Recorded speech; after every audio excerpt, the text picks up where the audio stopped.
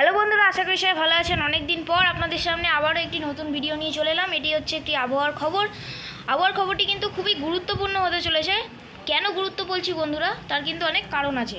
কারণ আরব সাগরে একটি কিন্তু বেশ বিরাট একটি সিস্টেম তৈরি হওয়ার সম্ভাবনা, অন্যদিকে বঙ্গোপসাগরেও কিন্তু একটি বেশ ভারী আকারের নিম্নচাপ তৈরি হওয়ার আশঙ্কা দেখা দিচ্ছে আস্তে আস্তে। তো সেই আপডেটগুলি বিষয়ে আপনাদেরকে জানাতে চলে এলাম। বিস্তারিত আবহাওয়ার আপডেট দেবো আজকের এই ভিডিওতে। তার আগে একটা খুব গুরুত্বপূর্ণ কথা বলে রাখি। আমার যে আগের চ্যানেলটা ছিল, যেটা আমি স্বর্ণাবাস বল থেকে পরবর্তী ক্ষেত্রে নাম চেঞ্জ করেছিলাম, যাই হোক আমার নামটা মনে নেই, কিন্তু সেই সাইক্লোন এক্সপার্ট হয়তো করেছিলাম এরকম কিছু একটা। তো সেই চ্যানেলটা কিন্তু আমার কিছু সমস্যার জন্য এখন বন্ধ আছে।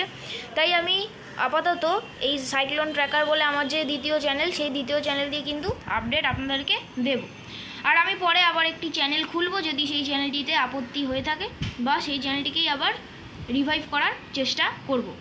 তো চলুন বন্ধুরা, আজকের এই ভিডিওটিকে শুরু করা যাক। তো ভিডিও শুরু করার আগে আপনাদের কাছে একটি ছোট্ট রিকোয়েস্ট, আপনি যদি আমাদের চ্যানেল নতুন হয়ে থাকেন তাহলে অবশ্যই চ্যানেলটিকে সাবস্ক্রাইব করে নিন। আর যদি আপনাদের ভিডিওটি ভালো লেগে থাকে তাহলে লাইক করুন, আর ইনফরমেটিভ লেগে থাকলে অবশ্যই শেয়ার করে দিন। তো চলুন বন্ধুরা, ভিডিওকে শুরু করা যাক। তো বন্ধুরা, আগে আমরা নজর রাখবো আরব সাগরের দিকে, কারণ আরব সাগরে কিন্তু একটি ঘূর্ণিঝড় তৈরি হওয়ার আশঙ্কা রয়েছে, বা বলা যেতে পারে একটি বিরাট আকারের সিস্টেম ফরমেশন হতে পারে। আবহাওয়া দপ্তর জানিয়েছে যে এই সিস্টেমটার কথা আমি বলছি আপনাদেরকে, সেই সিস্টেম কিন্তু এখন যে রয়েছে গুজরাট এবং সংলগ্ন পাকিস্তান বর্ডারে উপর সংলগ্ন এরিয়ায় এটা অবস্থান করছে। এই সিস্টেমটা কিন্তু আগামী 29-30 তারিখ নাগাদ কিন্তু সেটি আরব সাগরে আবার রি-ইমার্জ করবে। তো রি-ইমার্জ করার পর এখনও পর্যন্ত তারা কিছু বলেনি, কিন্তু রি-ইমার্জ করার পর কিন্তু ঘূর্ণিঝড়ে পরিণত হওয়ার একটি সম্ভাবনা দেখা দিয়েছে। তো এই মুহূর্তে এর অবস্থান ঠিক এখানে আপনারা দেখতে পাচ্ছেন, সেই নিম্নচাপ, বা এখন কিন্তু এটি একটি অতি গভীর নিম্নচাপ রয়েছে। তো আমরা যদি একটু উপগ্রহ চিত্র দেখি এর স্ট্রাকচারটা কেমন, ক্লাউড স্ট্রাকচারটা, সেটা যদি সেটা যদি আপনাদেরকে দেখাই, তাহলে আপনারা আরও ভালোভাবে বুঝতে পারবেন যে এই মুহূর্তে এর যেভাবে এটি গঠিত হয়েছে সেই স্ট্রাকচারটা কেমন দেখতে পাচ্ছেন। এই মুহূর্তে কিন্তু বেশ ভালো আকারেই রয়েছে। এই মুহূর্তে কিন্তু বেশ ভালো বৃষ্টি এবং তার সাথে ঝোড়ো হাওয়া চলছে গুজরাট এবং পাকিস্তান উপকূলে। বিশেষ করে আমরা এই মুহূর্তে দেখতে পাচ্ছি গুজরাটের এদিকে সব জেলাগুলি, যেমন নলিয়া এদিকের উপকূলবর্তী, বিশেষ করে দ্বারকা, জামনগর, এদিকে গান্ধীধাম, এদিকে খাবদা, এইসব অঞ্চলগুলিতে কিন্তু বেশ ভালো রকম ঝড় বৃষ্টি চলছে। জুনাগাদ, উনা, ভাবনগর খানিকটা কিছুটা রয়েছে, তার সাথে থান, আমেদাবাদ, মাহেসানা, পালানপুর, এদিকে চারানকা, ভাকাসার, উমারকট, হায়দ্রাবাদ। এটা কিন্তু আমাদের এই যে ভারতের যে হায়দ্রাবাদ সেটা না, এটা কিন্তু পাকিস্তানের হায়দ্রাবাদ বলে একটি জায়গা রয়েছে, সেই হায়দ্রাবাদ। এটা কিন্তু ভুল করে আপনারা হায়দ্রাবাদ, আমাদের ভারতের হায়দ্রাবাদ ভাববেন না। তারপর রয়েছে এদিকে দুরেজি, করাচি, তার সাথে উমারকট তো বললাম, মিথি, এদিকে থাপ্তো, দাদু, এইসব পাকিস্তানের অঞ্চলগুলিতে কিন্তু এই মুহূর্তে পাকিস্তান এবং সন্নিহিত গুজরাট উপকূলে এই মুহূর্তে কিন্তু বেশ ভারী ঝড় বৃষ্টি চলছে, এবং ঝোড়ো হাওয়ার জেরে কিন্তু গাছও উপড়ে পড়ছে, বাড়িঘরের ক্ষতি হচ্ছে, এইসব কিন্তু সমস্যা দেখা দিয়েছে।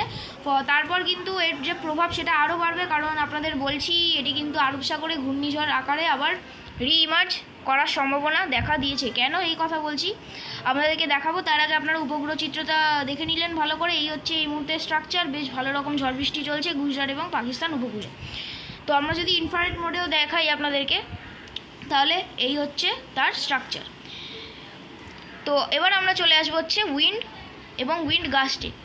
আমরা আগে দেখে নেব উইন্ডে গিয়ে, যে এটি ঘূর্ণিঝড়ে কবে নাগাদ পরিণত হবে এবং কবে নাগাদ এটি আরব সাগরে রি-ইমার্জ করবে। আরব সাগরে গেলে এটা ঘূর্ণিঝড়ে পরিণত হলে কোন দিকে আছড়ে পড়বে বা কোন দিকে ল্যান্ডফল করবে। তো আজকে হচ্ছে 28 তারিখ। আমরা যদি টাইম প্লাস করতে থাকি আস্তে আস্তে, আজকে কোনো চেঞ্জেস নেই। আজকে কিন্তু এই জায়গার উপরেই সারাদিন অবস্থান করবে, এবং এই জায়গার উপর কিন্তু আরও ভারী রকমের এফেক্ট বা ঝড় বৃষ্টি ঘটাতে থাকবে। তারপর আগামীকাল বৃহস্পতিবার 29 তারিখ, 29শে আগস্ট, সে কিন্তু আরও খানিকটা শক্তি বাড়িয়ে এবার ধীরে ধীরে এগোচ্ছে, খানিকটা আমরা দেখতে পাচ্ছি। হ্যাঁ, এবার যদি আমরা 30 তারিখে যাই, 30 তারিখে আমরা দেখতে পাচ্ছি এ কিন্তু গুজরাট সংলগ্ন পাকিস্তান উপকূল ক্রস করে আস্তে আস্তে আরব সাগরের দিকে ঢুকছে, পুরোপুরি কিন্তু 30 তারিখে ঢুকছে না। কবে পুরোপুরি ঢুকছে, আমরা যদি টাইম প্লাস করতে থাকি তাহলে 30 তারিখ রাতের দিকে এটি কিন্তু আরব সাগরে পৌঁছচ্ছে। একদম গুজরাট পাকিস্তান ক্রস করে এটি কিন্তু ডাইরেক্ট আরব সাগরে পৌঁছাচ্ছে। এবং সেই সময় আমরা যদি এর যে নর্মাল হাওয়ার গতি সেটা দেখি তাহলেই কিন্তু আমরা বুঝে যাব যে এটি ঘূর্ণিঝড়ে পরিণত হচ্ছে। দেখুন 63 কিলোমিটার কিন্তু অ্যাচিভ করছে, তখনও প্রপার ঘূর্ণিঝড় না, কিন্তু আরেকটু যদি টাইম প্লাস করি আমরা 31 তারিখ যদি ভোর একটা নাগাদ দেখি তাহলে কিন্তু এ একেবারে 70-এর উপর অ্যাচিভ করছে এর নর্মাল হাওয়া। তাহলে 31 তারিখ ভোরে এটি কিন্তু ঘূর্ণিঝড়ে রূপান্তরিত হচ্ছে, কারণ আমরা হাওয়ার যে এমনি নর্মাল যে বায়ু সেটা কিন্তু 70-এর উপরে আমরা লক্ষ্য করতে পারছি। 70-71-এর মতো রয়েছে। আর এবার যদি বায়ুর ঝাপটায় যাই, বায়ুর ঝাপটা আরও বেশি। দেখুন বায়ুর ঝাপটা আরও বেশি, আমরা দেখছি 113-114 কিলোমিটার প্রতি ঘন্টা। তার মানে কিন্তু বেশ ভয়াবহ আকার ধারণ করছে। আর সেই সময় যখন এটি আরব সাগরে রিমার্চ করবে তখন এর যে আউটার সারফেস, এই আউটার সারফেসের মধ্যে কিন্তু করাচি, এদিকের কুকি, তার সাথে দুরেজি, বেলা, এইসব অঞ্চল, নলিয়া, এসব অঞ্চল কিন্তু এর আউটার রেডিয়াসের মধ্যে পড়বে। তার ফলে কিন্তু এই জায়গাগুলিতে প্রবল ঝড় বৃষ্টি চলবে। আমরা যদি বৃষ্টি, রেন অ্যান্ড থান্ডারে যাই তাহলে এবার একটা পরিস্থিতি আপনাদের দেখিয়ে দিই যে ভারী থেকে অতি ভারী বৃষ্টি নিয়ে কিন্তু এর যে ঘূর্ণিঝড়ের যে মেঘ সেটা কিন্তু এগিয়ে যাবে এবং বেশ ভালো রকম এর যে আউটার সারফেসের যে এরিয়াগুলো রয়েছে, করাচি, কুকি, এদিকের পাসনি, তারপর এদিকের নলিয়া, এইসব অঞ্চলে কিন্তু বেশ ভালো রকম ঝড় বৃষ্টি ঘটাবে। নলিয়া হয়তো সে সময় পরিষ্কার হয়ে যাবে, গুজরাট পাকিস্তান সে সময় পরিষ্কার হবে যেহেতু এটি আরব সাগরে রিমার্চ করবে, কিন্তু হালকা মাঝারি ঝড় বৃষ্টি কিন্তু চলতে থাকবে। পুরোপুরি যে পরিষ্কার হয়ে যাবে তা কিন্তু না। তো এই হচ্ছে 31 তারিখের পরিস্থিতি আপনাদের দেখালাম। তো 31 তারিখ কিন্তু এটি মানে 30 তারিখ আর 31 তারিখ যে মাঝরাত, মানে অফিসিয়ালি 31 তারিখ পড়ে যাবে, সেই মাঝরাতের সময় এটি আরব সাগরে রিমার্চ করবে আর বেশ ভালো রকম আকার কিন্তু নিয়ে ফেলবে। এর জেরে ক্ষতিগ্রস্ত হবে বিশেষ করে করাচি, পাকিস্তানের করাচি, এর জেরে কিন্তু বেশ ভালোভাবে ক্ষতিগ্রস্ত হবে। তো এই যে লো লাইং এরিয়াগুলোর যে মানুষজন তাদের কিন্তু হায়ার গ্রাউন্ডে নিয়ে যাওয়ার মানে ব্যবস্থা চলছে। তো আমরা যদি 31 তারিখ টাইম প্লাস করতে থাকি, সে কিন্তু আরও তার যে আকার সেটাকে বাড়াবে এবং আরও কিন্তু এগিয়ে চলবে। আমরা দেখতে পাচ্ছি এদিকে ওমানের দিকে কিন্তু খানিকটা এগিয়ে চলছে। ওমান এবং বলা যেতে পারে ওমানের দিকেই এগিয়ে চলছে, কিন্তু প্রপার ওমানের দিকেই যে যাবে তার কিন্তু কোনো মানে নেই। এটা কিন্তু আরব সাগরে মিলিয়ে যাওয়ার মতো পরিস্থিতি তৈরি হতে পারে বলছি, কারণ এটা কিন্তু যা সম্ভাবনা। আর ঘূর্ণিঝড় যে হচ্ছে সেটা কিন্তু আর 2 দিনের মধ্যে পরিষ্কার হওয়া যাবে। যদি এখনও আমরা দেখতে পাচ্ছি ঘূর্ণিঝড় কিন্তু হচ্ছে, কিন্তু অগাস্টে সাধারণত ঘূর্ণিঝড় হয় না, কিন্তু এবার হচ্ছে। এটি কিন্তু একটি বেশ ভাবনা চিন্তার বিষয়। তো এখন যেভাবে মানে গ্লোবাল ওয়ার্মিং এসব বাড়ছে, তো ঘূর্ণিঝড়ের কিন্তু উৎপত্তি আরও বেশি হচ্ছে। তো যাই হোক, এসব কথা এখন বাদ দেওয়া যাক।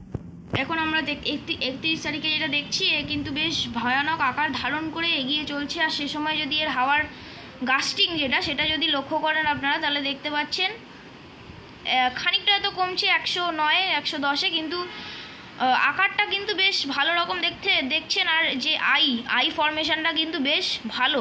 এই আই ফরমেশানই কিন্তু ইন্ডিকেট করে ঘূর্ণিঝড়ের যে ডিস্ট্রাকটিভ যে প্রপার্টিগুলো সেগুলো কিন্তু এই আই মানে ডিটারমাইন করে, বা সেই আই দেখেই কিন্তু আমরা বুঝতে পারি যে কতটা ভয়ানক এই ঘূর্ণিঝড় হতে পারে। তো যদি এই ঘূর্ণিঝড় তৈরি হয়ে যায় তাহলে কিন্তু আসনা, এর আগে আমাদের যে বঙ্গোপসাগরে তৈরি হয়েছিল রেমাল, সেটা আমাদের পশ্চিমবঙ্গে আঘাত করেছিল। তারপরে এই যে ঘূর্ণিঝড়ের নাম লিস্ট আছে, সেই লিস্ট অনুযায়ী রেমালের পরের নাম হচ্ছে আসনা, এবং এই আরব সাগরে যদি ঘূর্ণিঝড় তৈরি হয় তবে এর নাম হয়ে যাবে আসনা। সে সময় যদি নর্মাল উইন্ডে যাই, উইন্ডে আমরা দেখতে পাচ্ছি ঘূর্ণিঝড় তখনও থাকছে। আমরা দেখতে পাচ্ছি প্রায় 72 কিলোমিটার প্রতি ঘন্টা, কিন্তু এর যে নর্মাল উইন্ড সেটা রয়েছে মানে বেশ ভয়ানক।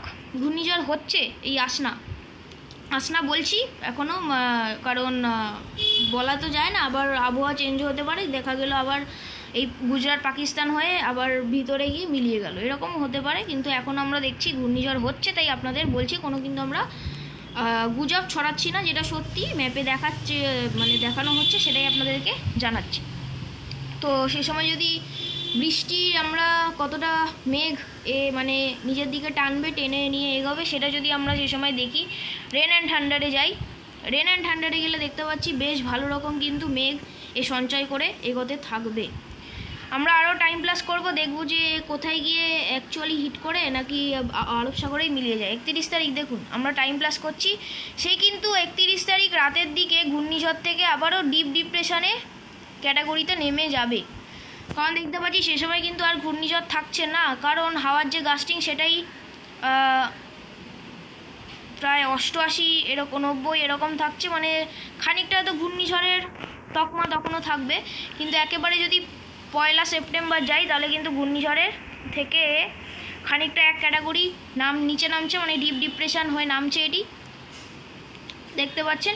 কিন্তু তবুও একটি ঝড় কিন্তু থাকছে, কারণ আমরা দেখতে পাচ্ছি এখানে বায়ুর ঝাপটা সেটা 90 প্রায় বায়ুর ঝাপটা প্রায় 100-র কাছাকাছি, মানে তখনও ঘূর্ণিঝড় থাকছে। ডিপ ডিপ্রেশন 1 সেপ্টেম্বরও হচ্ছে না, আমি একটু মানে আপনাদের ভুল বলছিলাম, 1 সেপ্টেম্বরও কিন্তু এটি ডিপ ডিপ্রেশন ঘূর্ণিঝড় আকারে থাকবে।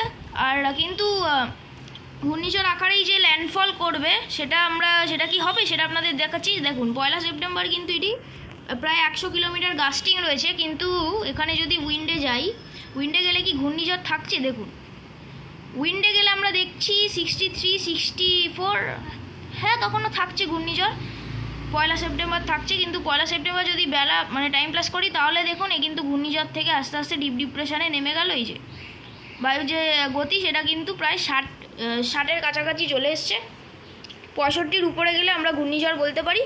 তো 60-এর নিচে নেমে আসছে, তার মানে কিন্তু এটি ডিপ ডিপ্রেশন হয়ে যাচ্ছে। আর উইন্ড গাস্ট যদি দেখি, উইন্ড গাস্টের সময় আমরা দেখতে পাচ্ছি 88 এরকম রয়েছে। তো 1 সেপ্টেম্বর কিন্তু এটি একটি ডিপ ডিপ্রেশন ক্যাটাগরিতে নেমে যাচ্ছে, এবং এটির যে অভিমুখ সেটা কিন্তু ওমানের দিকেই রয়েছে। সে সময় কিন্তু বেশ ভয়ানক বৃষ্টি মাঝ সমুদ্রে সে কিন্তু নিয়ে তার সাথে এগোবে। আর 1 সেপ্টেম্বর টাইম প্লাস যদি আমরা করতে থাকি তাহলে কিন্তু আমরা দেখতে পাচ্ছি খুব একটা যে ওমানের দিকে ঢুকছে তাও না, আবার ওমানে যে খুব একটা বৃষ্টিও ঘটাচ্ছে তাও না, কারণ বৃষ্টির যে মেঘ সেটা আমরা দেখতে পাচ্ছি আস্তে আস্তে মানে হারাচ্ছে, তার সাথে যে মেঘটা সে টানছিল সেই মেঘটা কিন্তু আস্তে আস্তে কমছে, তার মানে কিন্তু শক্তি হারাচ্ছে আমরা বলতে পারি একদিক থেকে। দেখুন হ্যাঁ উইন্ড গাস্টে গেলে দেখতে পাচ্ছি এটি কিন্তু প্রায় একটি গভীর নিম্নচাপ, বা হ্যাঁ গভীর নিম্নচাপই বলতে পারি। হ্যাঁ উইন্ড গাস্ট আমরা দেখছি এখানে 50-60-61 উইন্ড গাস্ট, আর নর্মাল বায়ু তো আরোই কম হবে। এই যে নর্মাল বায়ু আমরা দেখছি এখানে 44-45, তার মানে কিন্তু 2রা সেপ্টেম্বর এটি একটি ডিপ্রেশন ক্যাটাগরিতে নেমে যাবে। আর যদি আমরা টাইম প্লাস করতে থাকি আরও, সে কিন্তু ওমানে ঢুকবে ঠিকই, কিন্তু সে সময় তার আর কোনো শক্তি থাকবে না, মানে ঘূর্ণিঝড় কিন্তু সে আর থাকবে না, সে একটি নিম্নচাপ আকারেই বা well mark low pressure area হিসেবে বা গভীর নিম্নচাপ হিসেবে কিন্তু ওমানে আছড়ে পড়তে পারে। কিন্তু তার জেরে যে ঝড় বৃষ্টি খুব একটা ওমানের দিকে কিছু একটা খুব ক্ষয়ক্ষতি করতে পারবে তা না। গভীর নিম্নচাপের ফলে খানিকটা একটু বৃষ্টি হতে পারে, খানিকটা হালকা হাওয়া থাকতে পারে, কিন্তু ঘূর্ণিঝড়ের মতো ক্ষয়ক্ষতি হবে না, কারণ সে তখন আর ঘূর্ণিঝড় থাকছে না, সে তখন একটি গভীর নিম্নচাপ বা ওয়েল মার্ক লো প্রেশার সুস্পষ্ট নিম্নচাপ আকারে সে ওমানে প্রবেশ করতে পারে। বৃষ্টি ও বজ্রমোড়ে আপনাদের দেখিয়ে দিচ্ছি, খানিকটা ঝড় বৃষ্টি হবে এর জেরে, কিন্তু আগের মতো যে অতি ভারী বৃষ্টি সেটা কিন্তু আর হচ্ছে না। 2 সেপ্টেম্বর সে একেবারে ওমানে ঢুকে মিলিয়ে যাচ্ছে, এমনটাই আমরা দেখছি। তো ঘূর্ণিঝড় আসনা হচ্ছে, কিন্তু সেই আসনা খুব একটা বেশি ওমানের দিকে যে ক্ষয়ক্ষতি করবে তাও না, মাঝ সমুদ্রে কিন্তু বেশ ভয়ানক আকার নিয়ে এগোবে, আর মাঝ সমুদ্রেই সে আস্তে আস্তে তার শক্তি ক্ষয় করে ওমানে প্রবেশ করে একেবারে বিলীন হয়ে যাবে। তার আগে পর্যন্ত বেশ ভয়াবহ শক্তি বা ভয়াবহ দাপট দেখাবে গুজরাট এবং পাকিস্তান উপকূলে। তো এই হচ্ছে বন্ধুরা পরিস্থিতি, আপনাদের সম্পূর্ণ জানালাম ঘূর্ণিঝড় আসনার বিষয়ে। আপাতত সেটাই তৈরি হচ্ছে, কিন্তু পাকিস্তানে খুব একটা ওমানে খুব একটা ক্ষয়ক্ষতি করতে পারছে না। সেটি ওমানে একটি গভীর নিম্নচাপ বা ওয়েলমার্ক সুস্পষ্ট নিম্নচাপ আকারে কিন্তু ঝড় বৃষ্টি নিয়ে খানিকটা ঢুকবে। আগের মতো ঝড় বৃষ্টি না, খানিকটা ঝড় বৃষ্টি নিয়ে কিন্তু সে আর হালকা ঝোড়ো হাওয়া নিয়ে ঢুকবে। তো এই হচ্ছে ঘূর্ণিঝড় আসনার পরিস্থিতি। এখন কিন্তু এর উপরই দাপট দেখাচ্ছে। আর পাকিস্তান গুজরাটে কিন্তু বেশ ভালো রকম অতি ভারী বৃষ্টির দাপট চলবে। ঝড় হয়তো খুব একটা হবে না, কিন্তু ভারী থেকে অতি ভারী বৃষ্টি হবে। তো এই হচ্ছে আসনার আপডেট, আপনাদের সম্পূর্ণ বিষয় জানিয়ে দিলাম। আশা করি আপনারা বুঝতে পেরেছেন। তো যদি আপনাদের এই ঘূর্ণিঝড় বিষয়ে এই যে আরব সাগর সংলগ্ন যে উপকূলের এরিয়া অঞ্চলগুলি, সেই অঞ্চলগুলির মানুষদের যদি আপনাদের কারুর জানাশোনা থাকে, আশা করি আপনাদের খুব একটা কারুর এখানকার জানাশোনা থাকবে না, কিন্তু তাও যদি থাকে তাহলে কিন্তু আমার এই যে ঘূর্ণিঝড়ের বিষয়ে আপডেট দিলাম, তো সেটা কিন্তু অবশ্যই শেয়ার করবেন। কারণ এই লো লাইং এরিয়ার মানুষজনদেরই কিন্তু বেশি ঘূর্ণিঝড়ের সময় ক্ষয়ক্ষতি হয়ে থাকে, তার জন্যই বলা। তো ইনফরমেটিভ লাগলেই করবেন, না লাগলেও করে দেবেন, সেটাই বলার। তো এবার চলে আসি আমাদের বঙ্গোপসাগরে। বঙ্গোপসাগরেও কিন্তু বন্ধুরা একটি নিম্নচাপ বা ভারী আকারের নিম্নচাপ তৈরি হতে চলেছে। আমরা যদি একেবারে উইন্ড গাস্টে চলে যাই তাহলে আপনারা বুঝতে পারবেন, আপনাদেরকে সম্পূর্ণটা দেখাবো। তো আমরা চলে এসেছি হচ্ছে উইন্ড গাস্টে, এবং কবে নাগাদ সেটি তৈরি হবে দেখুন। এই মুহূর্তে খানিকটা কিন্তু পরিবর্তন মুভমেন্ট আমরা বঙ্গোপসাগরের উপর লক্ষ্য করতে পারছি। এবং আমরা যদি এই মুহূর্তে উপগ্রহ চিত্রে যাই, উপগ্রহ চিত্রে বেশ অতি ভারী মেঘ কিন্তু জমায়েত হচ্ছে বঙ্গোপসাগরে। এই যে দেখতে পাচ্ছেন একেবারে অন্ধ্রপ্রদেশ সংলগ্ন যে তামিলনাড়ু উপকূল, সেই উপকূলে কিন্তু বেশ খানিকটা ভারী থেকে অতি ভারী মেঘ জমায়েত হচ্ছে, এবং এই মেঘ আরও ঘনীভূত হয়ে আগামী দিনে কিন্তু একটি অতি গভীর নিম্নচাপ তৈরি করতে চলেছে বঙ্গোপসাগরে। সেই নিম্নচাপ কোন দিকে এগোবে এখনও পর্যন্ত আমরা দেখতে পাচ্ছি, সে কিন্তু উত্তর ওড়িশা সংলগ্ন দক্ষিণ ওড়িশা সংলগ্ন উত্তর অন্ধ্রপ্রদেশ উপকূলের দিকেই সে তার অভিমুখ আমরা দেখতে পাচ্ছি। তার জেরে বেঙ্গলে কি বৃষ্টি হবে, ঝোড়ো হাওয়া হবে, সমস্তটা দেখাবো। তো এই মেঘ কিন্তু আগামী দিনে জমায়েত হবে, এবং 30-31 তারিখ নাগাদ বঙ্গোপসাগরে একটি অতি গভীর নিম্নচাপ তৈরি হবে। তার জেরে কতটা বৃষ্টি সমস্তটা আপনাদেরকে দেখিয়ে দেবো।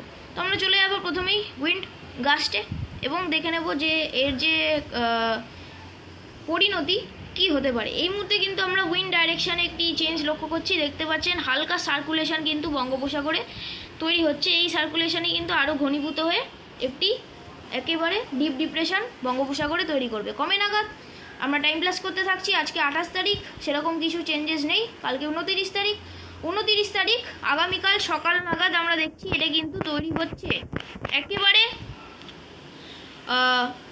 মধ্য বঙ্গোপসাগরেই বলা যেতে পারে, খানিকটা অন্ধ্রপ্রদেশ এবং ওড়িশা উপকূলের কাছে। দেখতে পাচ্ছেন একেবারে ওড়িশা এবং সংলগ্ন যে উত্তরন্ধ্র, সেই উত্তরন্ধ্রর উপকূলের খুবই কাছে বলা যেতে পারে, বাট মধ্য বঙ্গোপসাগরে এটি কিন্তু ফরমেশন হচ্ছে। তো সে সময় যদি আমরা বৃষ্টির মেঘের দিকে লক্ষ্য করি তাহলে কতটা মেঘ সে সঞ্চয় করছেন দেখুন। অতি ভারী বৃষ্টির মেঘ কিন্তু সে সঞ্চয় করছে আগামীকাল সকাল 9টা। ভারী থেকে অতি ভারী মেঘ সে সঞ্চার করছে, এবং তার যে উইন্ড গাস্ট বা নর্মাল উইন্ড আমরা আগে দেখব। নর্মাল হাওয়ার গতি কত থাকছে, হাওয়ার গতি আমরা দেখছি এখানে 50, 51 এরকম কিন্তু থাকছে। আর উইন্ড যে গাস্ট সেটা কত থাকছে, সেটা থাকছে আমরা দেখছি একেবারে 72 কিলোমিটার, মানে 80 কিলোমিটার কোথাও হতে পারে। আর তার সাথে কিন্তু অতি ভারী বৃষ্টির মেঘ সে প্রথমেই সঞ্চয় করছে, তার মানে এটা কিন্তু একটি ইন্ডিকেশন দিচ্ছে যে এটি কিন্তু আরও ইন্টেন্সিফাই করবে, মানে ডিপ ডিপ্রেশন ক্যাটাগরি পর্যন্ত যেতে পারে। খানিকটা বেশি হলে ঘূর্ণিঝড়েও পরিণত হতে পারে। ঘূর্ণিঝড়ে পরিণত হবে কিনা এখনই বলা যাচ্ছে না, কিন্তু যা আমরা রেনফল ইন্টেন্সিটি দেখছি প্রথম থেকে, সেটাকে কিন্তু আরও মেঘ ঘনীভূত করবে। তো ঘূর্ণিঝড়ের ইন্ডিকেশন হতেও পারে। তো আপনাদের সমস্তটা দেখাচ্ছি ঘূর্ণিঝড় হবে কিনা, কিন্তু ঘূর্ণিঝড়ের সম্ভাবনা আপাতত বঙ্গোপসাগরে কম, আরব সাগরে কিন্তু বেশি। তো তো আমরা যদি একটু টাইম প্লাস করতে থাকি, সে কিন্তু আরও ঘনীভূত হচ্ছে বঙ্গোপসাগরে এবং তার এরিয়া বাড়াচ্ছে। বঙ্গোপসাগর একেবারে বঙ্গোপসাগর দখল করছে, মধ্য বঙ্গোপসাগর দখল করে নিচ্ছে। সমুদ্র কিন্তু উত্তাল থাকবে, তাই মৎস্যজীবীদের সতর্কতা জারি হতে পারে আগামীকাল থেকেই।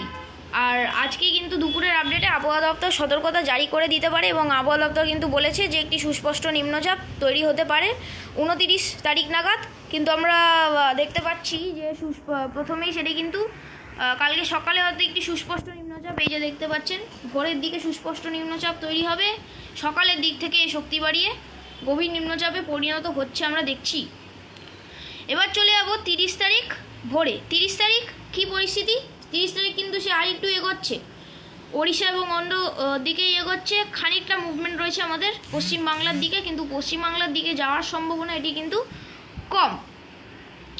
তো কতটা বৃষ্টির মেঘ সে সঞ্চয় করছে আপনাদের দেখাবো। বৃষ্টির মেঘ যেটা, সেটা কিন্তু বেশ ভালো রকম।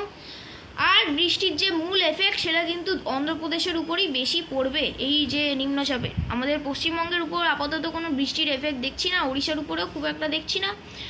মধ্য ভারত, ছত্তিশগড়, এদিকের বেঙ্গালুরু, অন্ধ্রপ্রদেশ উপকূল, এই জায়গাতে কিন্তু বেশ এর অতি ভারী এফেক্ট পড়বে। ঝোড়ো হাওয়াও বইবে, বৃষ্টিও হবে ভারী থেকে অতি ভারী।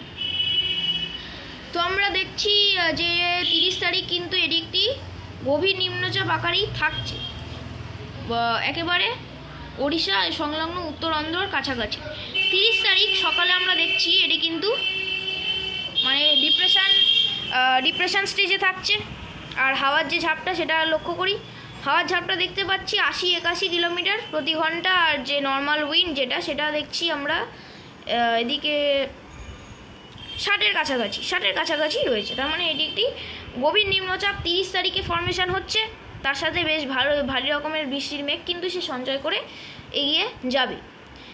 উইন্ড অ্যাকিউমুলেশনটা দেখালে আপনারা আরও বুঝতে পারবেন যে পরবর্তী 10 দিনের যে মুভমেন্ট সেটা কোন দিকে ডাইরেকশান করে এগোবে। দেখুন পরবর্তী 10 দিনে আমরা যেটা দেখছি এ কিন্তু ওড়িশা, অন্ধ্র সংলগ্ন উত্তরান্ধ্রের দিকেই এগোতে পারে। তার জেরে হয়তো খানিকটা ঝোড়ো হাওয়া আমাদের দক্ষিণবঙ্গ বা পশ্চিমবঙ্গের উপকূলে বইতে পারে এর জেরে।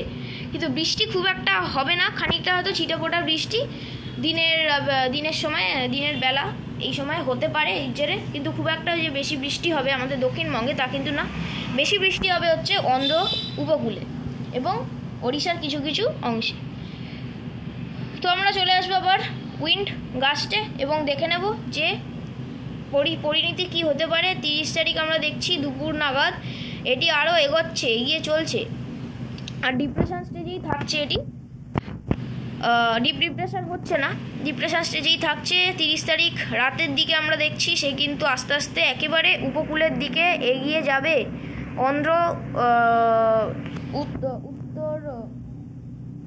দক্ষিণ ওড়িশা সংলগ্ন উত্তর অন্ধ্রের দিকে একেবারে কোস্টের কাছাকাছি থাকবে এবং সেই সময় কিন্তু বেশ ভারী থেকে অতি ভারী বৃষ্টি সে ঘটাতে থাকবে। দেখুন বৃষ্টি আমরা যদি দেখি তাহলে বেশি বৃষ্টি তো এর নিম্নচাপের দক্ষিণে হয়, আমরা সেটা জানি। তাই বেশি বৃষ্টি যেহেতু অন্ধ্রপ্রদেশ নিম্নচাপের দক্ষিণে থাকছে, তাই অন্ধ্রপ্রদেশেই বেশ অতি ভারী বৃষ্টি পাবে। ওড়িশা এবং পশ্চিমবঙ্গ অপেক্ষাকৃত কিন্তু কম বৃষ্টি পাবে। দেখুন এই যে অন্ধ্রপ্রদেশে বেশ ভালো বৃষ্টি, ওড়িশাও খানিকটা ছিটেফোঁটা বৃষ্টি, পশ্চিমবঙ্গ কিন্তু একেবারেই পরিষ্কার ধবধবে। তো এর কোনো প্রভাব আমরা আপাতত পশ্চিমবঙ্গে পড়তে দেখছি না। ছিটেফোঁটা বৃষ্টি হয়তো হতে পারে, খানিকটা মেঘের প্রবেশ ঘটতে পারে এর জেরে, কিন্তু বৃষ্টি যে খুব একটা হবে তা কিন্তু খুব একটা বৃষ্টি আমরা দেখতে পাচ্ছি না এই লাইভ ম্যাপে। বেশি বৃষ্টি দেখুন এই যে একেবারে আমরা দেখছি এই যে জগদলপুর, তালাই, হায়দ্রাবাদ, বিশাখাপট্টনম, অন্ধ্রপ্রদেশ উপকূল, এইসব জায়গায় কিন্তু অতি ভারী বৃষ্টি এই নিম্নচাপ ঘটাবে। তো আমাদের পশ্চিমবঙ্গ অথবা দক্ষিণবঙ্গ, বাংলাদেশ কিন্তু এর জেরে খুব একটা যে এফেক্টেড হবে তা কিন্তু আমরা লক্ষ্য করতে পারছি না। 31 তারিখ যদি টাইম প্লাস করি তাহলে কিন্তু একেবারে সে মানে ল্যান্ড হিট করছে, একেবারে নিম্নচাপের যে সেন্টার সেটা ল্যান্ডে প্রবেশ করছে। তো খানিকটা বলা যেতে পারে ল্যান্ডফল করছে এই গভীর নিম্নচাপ 31 তারিখ দুপুর 2টা নাগাদ। আর ল্যান্ডফলের জেরে কিন্তু বেশ ভারী বৃষ্টি এবং ঝোড়ো হাওয়া বইবে। তো এটি ঘূর্ণিঝড় হচ্ছে না আপাতত, যেটা মনে হচ্ছিল আগে ঘূর্ণিঝড় হবে, কিন্তু সেটা হচ্ছে না। ডিপ্রেশন ক্যাটাগরি পর্যন্তই আমরা দেখতে পাচ্ছি। জিএফএস এবং আইকন থেকে আপনাদের দেখিয়ে দেবো যে এর অবস্থা কেমন, একই গতিপথ দেখাচ্ছে না অন্য গতিপথ দেখাচ্ছে, আমাদের বাংলার দিকে দেখাচ্ছে, সেটা দেখাবো। তাই হচ্ছে ECMWF এর মডেলের যে ইন্ডিকেশন তাতে আমরা দেখতে পেলাম সেটি আগামীকাল তৈরি হচ্ছে এবং একেবারে ভোরে সেটি সুস্পষ্ট নিম্নচাপ এবং আগামীকাল সকাল থেকে কিন্তু একটি ডিপ্রেশন ক্যাটাগরিতে চলে আসবে এবং সেই ডিপ্রেশন ক্যাটাগরি ধরেই এগোতে পারবে। খুব একটা শক্তি যে বাড়াবে তা না, কারণ সাগরের তাপমাত্রা কিন্তু ঘূর্ণিঝড় তৈরি হওয়ার মতো না। সাগরের তাপমাত্রা কম থাকার কারণে কিন্তু ডিপ্রেশন অবধি যাবে। আর জুলাই আগস্ট এই সময় কিন্তু বঙ্গোপসাগরে একটা করে আমরা নিম্নচাপ তৈরি হয়, প্রতিবারই দেখেছি, এবারও হচ্ছে, সেটাই আপনাদের জানালাম। এবার দেখব আমরা জিএফএস এবং আইকন মডেল কি ইন্ডিকেশন দিচ্ছে। জিএফএসে আমরা যদি আসি তাহলে জিএফএস থেকে আমরা কি ইন্ডিকেশন পাচ্ছি সেটা আপনাদের দেখাবো। এখানে একটু মডেলে আইকনে মানে প্রবলেম আছে, তাই এখানে ক্লিকের সমস্যা হচ্ছে, তাই আপনাদেরকে দেখাতে মানে প্রবলেম হচ্ছে, তাও আমি চেষ্টা করব আপনাদের দেখানোর। যদি আমরা জিএফএসে আসি, না এখানে কিন্তু দেখানো জিএফএসটা পসিবল হচ্ছে না, আমি আরেকবার ট্রাই করব। তো আমরা যেটা দেখতে পেলাম বন্ধুরা, এই কিন্তু আগামীকাল তৈরি হচ্ছে এবং ডিপ্রেশন ক্যাটাগরি ধরেই বঙ্গোপসাগর হয়ে ওড়িশা সংলগ্ন উত্তর অন্ধ্রপ্রদেশে যাচ্ছে আর বেশ ভালো রকম বৃষ্টি নিয়ে কিন্তু এগোচ্ছে। তো বন্ধুরা ECMWF থেকে আপাতত দেখালাম, পরবর্তী আপডেটগুলিতে কিন্তু জিএফএস এবং আইকন মডেল কি ইন্ডিকেট করছে সেটা দেখাবো। এখানে হয়তো জিএফএস আইকনে কিছু কাজ চলছে, তাই এখন ডিস্টার্ব রয়েছে, এখন কিন্তু এটি অন হচ্ছে না, তাই আপনাদের দেখাতে পারলাম না। তো বৃষ্টি আগামী দিনে আলাদা করে কিছু দেখানোর মতো বৃষ্টি হবে না। বৃষ্টি যা হওয়ার কিন্তু গতকাল তার আগের দিন এবং কিছুদিন ধরেই বেশ অতি ভারী বৃষ্টি হচ্ছিল দক্ষিণবঙ্গে সংলগ্ন দক্ষিণ বাংলাদেশ, মধ্য বাংলাদেশ, উত্তরবঙ্গ। দক্ষিণবঙ্গে কিন্তু কলকাতা সহ দক্ষিণবঙ্গে অনেক জল দাঁড়িয়েছে, হাঁটু সমান জলও দাঁড়িয়েছে কিছু কিছু জেলায়। তো সেই বৃষ্টি কিন্তু বেশ ভালো দাপট দেখিয়েছে। তো এই 2024-এ কিন্তু আমরা বেশ ভালো বৃষ্টি পেয়েছি আগের বছরগুলির তুলনায়, এমনটা কিন্তু বলাই যেতে পারে। তো সেই বৃষ্টি কিন্তু শেষ বিদায় হতে চলেছে, আর কিন্তু আমরা বৃষ্টি আগামী দিনগুলিতে যদি দেখি বন্ধুরা, আপনাদের দেখাচ্ছি, দেখুন আগামীকাল কোনো বৃষ্টি আমরা লক্ষ্য করতে পারছি না। 30 তারিখ যদি যাই, 30 তারিখেও কোনো বৃষ্টি নেই, খানিকটা দুপুরের দিকে হালকা পাতলা বৃষ্টি ওই নিম্নচাপের জেরে মেঘ ঢুকে হতে পারে। 31 তারিখ যদি দেখি, 31 তারিখেও কোনো কিন্তু বৃষ্টি আমরা লক্ষ্য করতে পারছি না। 1 সেপ্টেম্বরও বৃষ্টি নেই। 2রা সেপ্টেম্বর খানিকটা হালকা মাঝারি বৃষ্টি আছে দুপুরের দিকে, খুব একটা যে ভালো বৃষ্টি তা না, হালকা মাঝারি। 3রা সেপ্টেম্বর আছে বৃষ্টি দক্ষিণবঙ্গে, দক্ষিণ বাংলাদেশ, মধ্য বাংলাদেশ, উত্তরবঙ্গে হালকা মাঝারি বৃষ্টি, কোথাও কোথাও স্ক্যাটার প্লেসে হবে। 4ঠা সেপ্টেম্বরে খানিকটা হালকা মাঝারি ওই বৃষ্টি চলবে। 5ই সেপ্টেম্বরেও কিন্তু 5ই সেপ্টেম্বর আবার কোনো আমরা বৃষ্টি লক্ষ্য করতে পারছি না, খানিকটা হালকা পাতলা ওই বৃষ্টি বিক্ষিপ্তভাবে হতে পারে। 6 সেপ্টেম্বর কিছু লক্ষ্য করছি না, 6 সেপ্টেম্বরেও কিছু লক্ষ্য করছি না, খানিকটা হালকা নিম্নচাপ লক্ষ্য করছি ওড়িশার কাছাকাছি। সেই নিম্নচাপের ব্যাপারে আবারও পরবর্তী ক্ষেত্রে আপনাদের আপডেট দিয়ে দেবো। তো বন্ধুরা এই ছিল হচ্ছে আপডেট, আশা করি আপনাদের আপডেটটি কাজে লাগলো। তাপমাত্রা খুব একটা দেখানোর মতো কিছু নেই, তাপমাত্রা নিয়ন্ত্রণের মধ্যেই থাকবে। খানিকটা বৃষ্টি না হলে হয়তো আগামী দিনে গরম বাড়বে, যদি গরম বাড়ে সেই সময় আপনাদেরকে আপডেট তাপমাত্রাটা বিশেষভাবে দেখিয়ে দেবো। তো বন্ধুরা এই ছিল আপডেট, তাপমাত্রা নিয়ে কোনো রকম চিন্তার কিছু নেই, 29, 30, 31, 32 এরকমের মধ্যেই থাকবে, ঘোরাফেরা করবে, এর থেকে কিন্তু বাড়বে না। সর্বোচ্চ দিনের যে তাপমাত্রা সেটা কিন্তু 36 এরকম আসতে পারে, 35, 36, কিন্তু সেটাও কিন্তু খুব একটা বেশি নয়। তো বন্ধুরা চলুন বন্ধুরা, এই ছিল আজকের আপডেট। জিএফএস আইকন থেকে আপনাদের দেখাতে পারলাম না কিছু সমস্যার জন্য, আগামী আপডেটগুলিতে কিন্তু জিএফএস আইকন থেকে দেখিয়ে দেবো যে বঙ্গোপসাগরে নিম্নচাপ কী অবস্থায় যেতে পারে।